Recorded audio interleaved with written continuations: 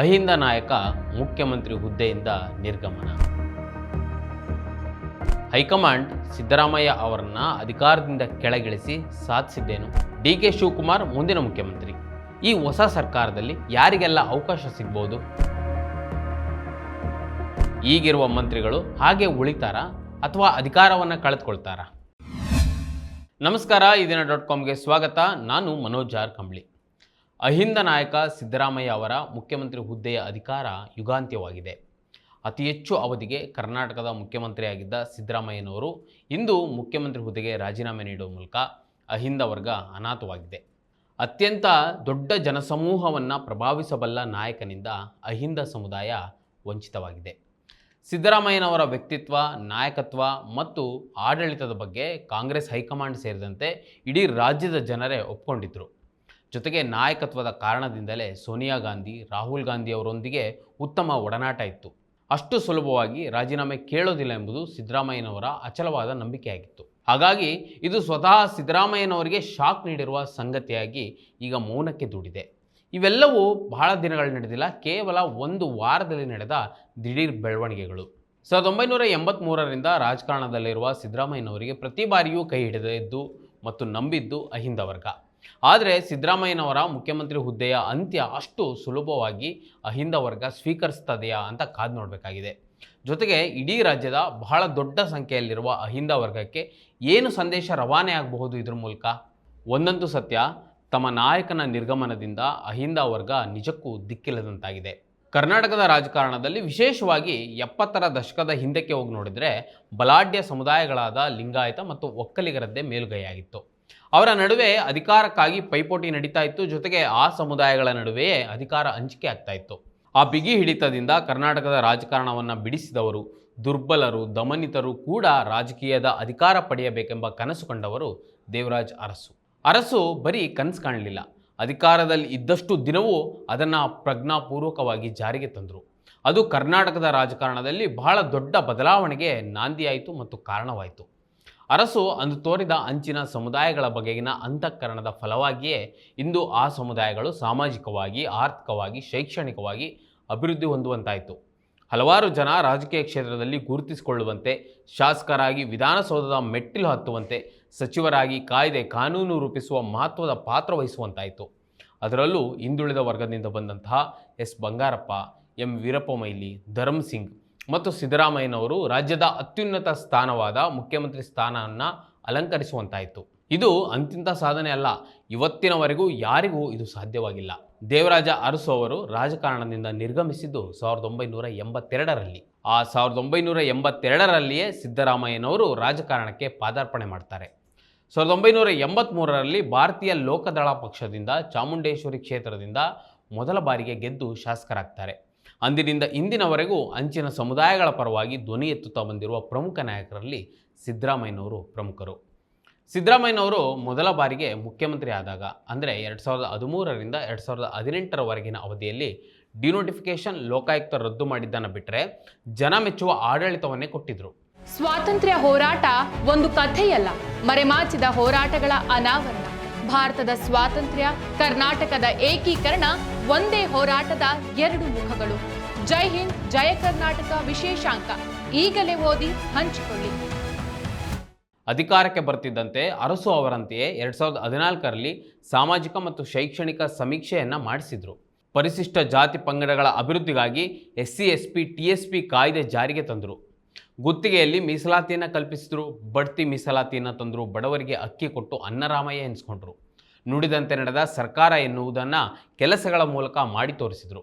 ಹಾಗಾಗಿ ಎರಡನೇ ಬಾರಿಗೆ 2023ರಲ್ಲಿ ಮುಖ್ಯಮಂತ್ರಿಯಾದಾಗ ನಾಡಿನ ಜನರ ನಿರೀಕ್ಷೆ ಬೆಟ್ಟದಷ್ಟಿತ್ತು. ಆ ನಿರೀಕ್ಷೆಗೆ ತಕ್ಕಂತೆ ಅಧಿಕಾರಕ್ಕೆ ಇರ್ತಿದ್ದಂತೆ 5 ಗ್ಯಾರಂಟಿ ಯೋಜನೆಗಳನ್ನು ಜಾರಿಗೆ ತಂದರು. ಆದರೆ ಅವುಗಳಿಂದ ಆದ ಆರ್ಥಿಕ ಚಲನಶೀಲತೆಯನ್ನು, ಸಾಮಾಜಿಕ ಬದಲಾವಣೆಯನ್ನು ಮತ್ತು ಮಹಿಳಾ ಸಬಲೀಕರಣವನ್ನು ನಮ್ಮ ಸಾಧನೆ ಅಂತ ಹೇಳಿಕೊಳ್ಳುವಲ್ಲಿ ಕಾಂಗ್ರೆಸ್ ಎಡವಿದೆ. ಅದರಲ್ಲಿ ಸಿದ್ದರಾಮಯ್ಯನವರು ಕೂಡ ಎಡವಿದ್ದಾರೆ ಅಂತಲೇ ಹೇಳ್ಬೋದು. ಇಂದು BJPಯ ಮೋದಿಯವರೇ ಕಾಂಗ್ರೆಸ್ ಗ್ಯಾರಂಟಿ ಯೋಜನೆಗಳಿಂದ ಪ್ರೇರಣೆ ಪಡೆದು ಇತರ ರಾಜ್ಯಗಳಲ್ಲಿ ಅನುಷ್ಠಾನ ಕೂಡ ಗೊಳಿಸಿದರು. ಇದು ನಿಜಕ್ಕೂ ಸಿದ್ದರಾಮಯ್ಯನವರ ಸಾಧನೆ ಅಂತಲೇ ಹೇಳ್ಬೋದು.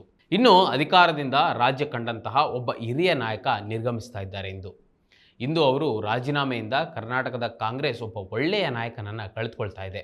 ಇವೆಲ್ಲದರ ನಡುವೆ ನಾವು ಇನ್ನೊಂದು ಪ್ರಮುಖ ವಿಚಾರವನ್ನು ಚರ್ಚೆ ಮಾಡಲೇಬೇಕಿದೆ. ಸಿದ್ದರಾಮಯ್ಯ ಅವರ ಮುಖ್ಯಮಂತ್ರಿ ಅಧಿಕಾರ ಇಂದು ಅಂತ್ಯ ಆಯಿತು. ಮುಂದೆ ಏನಾಗ್ಬೋದು, ಯಾರು ಮುಖ್ಯಮಂತ್ರಿ ಆಗ್ಬೋದು, ಯಾರಿಗೆಲ್ಲ ಕಾಂಗ್ರೆಸ್ ಪಕ್ಷದಲ್ಲಿ ಕರ್ನಾಟಕ ರಾಜ್ಯದ ವಿಧಾನಸೌಧದ ಕೊಠಡಿ ಸಿಗ್ಬೋದು, ನೂತನ ಸಂಪುಟದಲ್ಲಿ ಯಾರಿಗೆಲ್ಲ ಅವಕಾಶ ಸಿಗ್ಬೋದು, ಯಾರಿಗೆ ಕೋಕ್. ವೀಕ್ಷಕರೇ, ನೂತನ CM ಆಗಿ DK ಶಿವಕುಮಾರ್ ಅವರು ಅಧಿಕಾರ ಸ್ವೀಕರಿಸುವುದು ಬಹುತೇಕ ಖಚಿತವಾಗಿದೆ. ಈ ನಾಯಕತ್ವ ಬದಲಾವಣೆಯ ಜೊತೆಯಲ್ಲೇ ಕಳೆದ 7-8 ತಿಂಗಳುಗಳಿಂದ ತೀವ್ರ ಚರ್ಚೆಯಲ್ಲಿದ್ದ ಸಚಿವ ಸಂಪುಟದ ಸಂಪೂರ್ಣ ಪುನರ್ರಚನೆಗೂ ಹೈಕಮಾಂಡ್ ವೇದಿಕೆ ಸಿದ್ಧಪಡಿಸಿದೆ ಎಂಬ ಚರ್ಚೆ ಕೂಡ ನಡೀತಾ ಇದೆ. ಸಂಪುಟ ಬದಲಾವಣೆಯ ಚರ್ಚೆಗಳು ಈ ಹಿಂದೆಯೇ ಜೋರಾಗಿ ನಡೀತಾ ಇದ್ವು. ಅಚ್ಚರಿ ಎಂಬಂತೆ ಇಡೀ ಸಚಿವ ಸಂಪುಟವನ್ನು ದೆಹಲಿಗೆ ಕರೆಸಿಕೊಂಡು ಹೈಕಮಾಂಡ್ ಸಭೆ ನಡೆಸಿತ್ತು. ಜೊತೆಗೆ AICC ಪ್ರಧಾನ ಕಾರ್ಯದರ್ಶಿ KC ವೇಣುಗೋಪಾಲ್ ಅವರ ಉಪಸ್ಥಿತಿಯಲ್ಲಿ ಬೆಂಗಳೂರಿನಲ್ಲೂ ಸಭೆ ನಡೆದಿತ್ತು. 2.5 ವರ್ಷಗಳ ಅವಧಿಯಲ್ಲಿ ಅಸಮರ್ಪಕವಾಗಿ ಕೆಲಸ ಮಾಡಿದ ಸಚಿವರಿಗೆ ಆ ಸಭೆಯಲ್ಲೇ ಕಟ್ಟುನಿಟ್ಟಿನ ಎಚ್ಚರಿಕೆ ರವಾನಿಸುವ ಮೂಲಕ ಹಾಲಿ ಬದಲಾವಣೆಗೆ ಮುನ್ನುಡಿ ಬರೆಯಲಾಯಿತು. ಈಗ ನೂತನ CM ಆಗಿ DK ಶಿವಕುಮಾರ್ ಅಧಿಕಾರ ವಹಿಸಿಕೊಳ್ತಾ ಇರೋದ್ರಿಂದ ಹೈಕಮಾಂಡ್ ಮಹತ್ವದ ತೀರ್ಮಾನವೊಂದನ್ನು ಕೈಗೊಂಡಿದೆ. 3ರಿಂದ 4 ಉಪಮುಖ್ಯಮಂತ್ರಿ ಹುದ್ದೆಗಳನ್ನು ಅಂದರೆ DCM ಹುದ್ದೆಗಳನ್ನು ಸೃಷ್ಟಿಸಲು ಮುಂದಾಗಿದೆ ಎಂಬ ಚರ್ಚೆ ಕೂಡ ನಡೀತಾ ಇದೆ. DK ಶಿವಕುಮಾರ್ ಅವರ ಮೇಲಿರುವ ಇಮೇಜ್ ಸಮಸ್ಯೆ ಹಾಗೂ ಭ್ರಷ್ಟಾಚಾರದ ಆರೋಪಗಳ ಹಿನ್ನೆಲೆಯಲ್ಲಿ ಅಧಿಕಾರದ ಸಮತೋಲನ ಅಂದರೆ ಬ್ಯಾಲೆನ್ಸ್ ಕಾಯ್ದುಕೊಳ್ಳಲು ಈ 3-4 DCM ಹುದ್ದೆಗಳ ಸೃಷ್ಟಿ ಅನಿವಾರ್ಯವಾಗಿದೆ ಅಂತ ಉನ್ನತ ಮೂಲಗಳು ತಿಳಿಸ್ತಾ ಇವೆ. ಇನ್ನು ಹೊಸ ಸಂಪುಟ ರಚನೆಯಲ್ಲಿ DK ಶಿವಕುಮಾರ್ ಅವರು ಏಕಪಕ್ಷೀಯವಾಗಿ ನಿರ್ಧಾರ ತೆಗೆದುಕೊಳ್ಳುವ ಪರಿಸ್ಥಿತಿ ಇರೋದಿಲ್ಲ. ಯಾರು ಮಂತ್ರಿ ಆಗಬೇಕು ಹಾಗೂ ಯಾರು DCM ಆಗಬೇಕು ಎನ್ನುವ ಪ್ರತಿಯೊಂದು ನಿರ್ಧಾರದಲ್ಲೂ ನಿರ್ಗಮಿತ CM ಸಿದ್ದರಾಮಯ್ಯ ಅವರ ಅಭಿಪ್ರಾಯಕ್ಕೂ ಅಷ್ಟೇ ಮನ್ನಣೆ ಇರಲಿದೆ. ತಮ್ಮ ಆಪ್ತ ಬೆಂಬಲಿಗರಾದ ಡಾಕ್ಟರ್ H.C. ಮಹದೇವಪ್ಪ ಮತ್ತು ಬೈರತಿ ಸುರೇಶ್ ಪರವಾಗಿ ಸ್ವತಃ ಸಿದ್ದರಾಮಯ್ಯನವರೇ ವಕಾಲತ್ತು ವಹಿಸ್ತಾರಾ ಇಲ್ಲವಾ ಎನ್ನುವ ಕುತೂಹಲವು ಈಗ ಕರ್ನಾಟಕದ ರಾಜಕೀಯ ವಲಯದಲ್ಲಿ ವ್ಯಾಪಕವಾಗಿ ಚರ್ಚೆ ಆಗ್ತಾ ಇದೆ. ಇನ್ನು ಹಾಲಿ ಸಂಪುಟದಲ್ಲಿ ಹಲವರ ಕಾರ್ಯವೈಖರಿ ಬಗ್ಗೆ ಈ ಹಿಂದಿನಿಂದಲೂ ತೀವ್ರ ಅಸಮಾಧಾನಗಳಿದ್ವು. ಪ್ರಮುಖವಾಗಿ H.C. ಮಹದೇವಪ್ಪ, ಬೈರತಿ ಸುರೇಶ್, ಮಂಕಾಳ್ ವೈದ್ಯ ಹಾಗೂ ರಹೀಂ ಖಾನ್ ಅವರ ಕಾರ್ಯವೈಖರಿಯ ಬಗ್ಗೆ ಅಪಸ್ವರಗಳಿದ್ವು. ಇನ್ನೊಂದೆಡೆ ಕಾಯಂ ಸ್ಪೀಕರ್ ಅಲ್ಲ, ಮುಂದೆ ಮಂತ್ರಿ ಮಾಡುತ್ತೇವೆ ಎಂಬ ಭರವಸೆ ಪಡೆದಿದ್ದ UT ಖಾದರ್ ಅವರು ಸಚಿವ ಆಕಾಂಕ್ಷಿಯಾಗಿದ್ದಾರೆ. ಖಾತೆಗಳ ಹಂಚಿಕೆಯು ಈ ಬಾರಿ ತೀವ್ರ ಚರ್ಚೆಗೆ ಗ್ರಾಸವಾಗಿದೆ. DK ಶಿವಕುಮಾರ್ ಅವರು ಈವರೆಗೆ ಬೆಂಗಳೂರು ನಗರಾಭಿವೃದ್ಧಿ ಹಾಗೂ ಬೃಹತ್ ನೀರಾವರಿಯಂಥ 2 ಬೃಹತ್ ಖಾತೆಗಳನ್ನು ಹೊಂದಿದ್ದಾರೆ. ಮುಖ್ಯಮಂತ್ರಿ ಆದ ಬಳಿಕವೂ ಅವರು ಇವುಗಳನ್ನು ತಮ್ಮಲ್ಲೇ ಉಳಿಸ್ಕೊಳ್ತಾರಾ ಅಥವಾ ಬೇರೆಯವರಿಗೆ ಬಿಟ್ಕೊಡ್ತಾರಾ ಎನ್ನುವ ಪ್ರಶ್ನೆ ಈಗ ಮುಂದೆ ಬಂದಿದೆ. ಇದರ ಜೊತೆಗೆ ST ಕೋಟಾದಡಿ ಸಚಿವರಾಗಿರುವ KN ರಾಜಣ್ಣ ಆಗಿರ್ಬೋದು, ನಾಗೇಂದ್ರ ಆಗಿರ್ಬೋದು, ಇನ್ನೋರ್ವ ಸಚಿವ ಸುಧಾಕರ್ ಅವರ ಸ್ಥಾನಮಾನ ಹಾಗೂ ಯತೀಂದ್ರ ಅವರಿಗೂ ಮಂತ್ರಿಗಿರಿ ಒಲಿಯುವ ಕುರಿತು ಚರ್ಚೆಗಳು ಜೋರಾಗಿ ನಡೀತಾ ಇವೆ. ಹೊಸ DCM ಹುದ್ದೆಗಳ ಸೃಷ್ಟಿಯಿಂದಾಗಿ ಜಾತಿ ಸಮೀಕರಣದ ಲೆಕ್ಕಾಚಾರಗಳು ಗರಿಗೆದರಿವೆ. ಒಕ್ಕಲಿಗ ಸಮುದಾಯದ DK ಶಿವಕುಮಾರ್ ಮುಖ್ಯಮಂತ್ರಿ ಆಗೋದರಿಂದ ದಲಿತ ಕೋಟಾದಡಿ DCM ಸ್ಥಾನಕ್ಕೆ CM ಆಕಾಂಕ್ಷಿಯಾಗಿದ್ದ ಡಾಕ್ಟರ್ G. ಪರಮೇಶ್ವರ್ ಹಾಗೂ ಪ್ರಿಯಾಂಕರ್ಗೆ ಪ್ರಬಲ ಪೈಪೋಟಿಯಲ್ಲಿದ್ದಾರೆ. ಇನ್ನು ST ಕೋಟಾದಡಿ ಸಚಿವ ಸತೀಶ್ ಜಾರಕಿಹೊಳಿ ಅವರು ಮಂತ್ರಿ ಸ್ಥಾನದ ಜೊತೆಗೆ KPCC ಅಧ್ಯಕ್ಷ ಸ್ಥಾನವೂ ಬೇಕು ಎಂದು ಪಟ್ಟು ಹಿಡಿದರೆ DCM ರೇಸ್ನಿಂದ ಹೊರಗುಳಿಬಹುದು. ಈ ನಡುವೆ ಲಿಂಗಾಯತ ಸಮುದಾಯವನ್ನು ಸಂಪೂರ್ಣವಾಗಿ ಕಡೆಗಣಿಸಲಾಗಲ್ಲ. ಹೀಗಾಗಿ MB ಪಾಟೀಲ್ ಹಾಗೂ ಈಶ್ವರ್ ಖಂಡ್ರೆ ಅವರ ಹೆಸರುಗಳು ಕೂಡ ಮುಂಚೂಣಿಯಲ್ಲಿವೆ. ಇದೇ ವೇಳೆ ಅಲ್ಪಸಂಖ್ಯಾತರಿಗೂ DCM ಸ್ಥಾನ ನೀಡಲೇಬೇಕು ಎನ್ನುವ ಕೂಗು ಪ್ರಬಲವಾಗಿದೆ. ದಾವಣಗೆರೆ ಉಪಚುನಾವಣೆಯ ಘಟನೆಯ ಆರೋಪಗಳ ನಡುವೆಯೂ ಜನಪ್ರಿಯ ನಾಯಕ ಎನಿಸಿಕೊಂಡಿದ್ದಂತಹ ಜಮೀರ್ ಅಹಮದ್ ಖಾನ್ DCM ರೇಸ್ನಲ್ಲಿದ್ದಾರೆ. ಒಂದು ವೇಳೆ ಅವರಿಗೆ DCM ಏನಾದರೂ ಕೈ ತಪ್ಪಿದರೆ ರಿಜ್ವಾನ್ ಅರ್ಷದ್, ತನ್ವೀರ್ ಸೇಠ್, UT ಖಾದರ್ ಹಾಗೂ NA ಹ್ಯಾರಿಸ್ ಅವರಿಗೆ ಮಂತ್ರಿ ಸ್ಥಾನದ ಮೂಲಕ ಪ್ರಾತಿನಿಧ್ಯವನ್ನು ನೀಡಲೇಬೇಕಾಗ್ತದೆ. ಇನ್ನು ಹೊಸ ಸಂಪುಟದಲ್ಲಿ ಹಳಬರ ಪೈಕಿ 90% ಮಂದಿ ಅಲ್ಲೇ ಉಳಿತಾರೋ ಇಲ್ವೋ ಅನ್ನೋದೇ ಗೊತ್ತಿಲ್ಲ. ಆದರೆ ಕನಿಷ್ಠ ಅರ್ಧಕ್ಕಿಂತ ಹೆಚ್ಚು ಸಚಿವರು ತಮ್ಮ ಸ್ಥಾನವನ್ನು ಉಳಿಸಿಕೊಳ್ಳಲಿದ್ದಾರೆ ಎನ್ನಲಾಗ್ತಾ ಇದೆ. 4-5 ಬಾರಿ ಶಾಸಕರಾದ ಹಲವು ಪ್ರಬಲ ಆಕಾಂಕ್ಷಿಗಳು ಕೂಡ ಪಕ್ಷದಲ್ಲಿದ್ದಾರೆ. ಮುಂದಿನ ಚುನಾವಣೆಗೆ ಕೇವಲ 2 ವರ್ಷ ಬಾಕಿ ಇರೋದರಿಂದ ಎಲ್ಲರಿಗೂ ಅಧಿಕಾರ ಹಂಚುವುದು ಅಸಾಧ್ಯ. ಪರಿಣಾಮವಾಗಿ ಸಚಿವ ಸ್ಥಾನ ವಂಚಿತರಿಂದ ನಾಳೆಯಿಂದಲೇ ರಾಜ್ಯದಲ್ಲಿ ಅಧಿಕೃತ ಭಿನ್ನಮತೀಯರ ಗುಂಪೊಂದು ಸೃಷ್ಟಿಯಾಗುವುದಂತೂ ನಿಶ್ಚಿತ. ರಾಜ್ಯ ರಾಜಕಾರಣದ ಮುಂದಿನ ದಿನಗಳ ಚಿತ್ರಣದಲ್ಲಿ ಈ ಭಿನ್ನಮತೀಯರ ನಡೆ ಅತ್ಯಂತ ನಿರ್ಣಾಯಕವಾಗಲಿದೆ. ಅಚ್ಚರಿಯ ವಿಚಾರವೇನೆಂದರೆ ಅಧಿಕೃತವಾಗಿ ಸೃಷ್ಟಿಯಾಗಲಿರುವ ಈ ಅತೃಪ್ತ ಶಾಸಕರು ಮತ್ತು ನಾಯಕರ ಗುಂಪು ಸತತವಾಗಿ ನಿರ್ಗಮಿತ ಮುಖ್ಯಮಂತ್ರಿ ಸಿದ್ದರಾಮಯ್ಯ ಅವರ ಸಂಪರ್ಕಕ್ಕೆ ಬರುವುದಂತೂ ಖಚಿತ.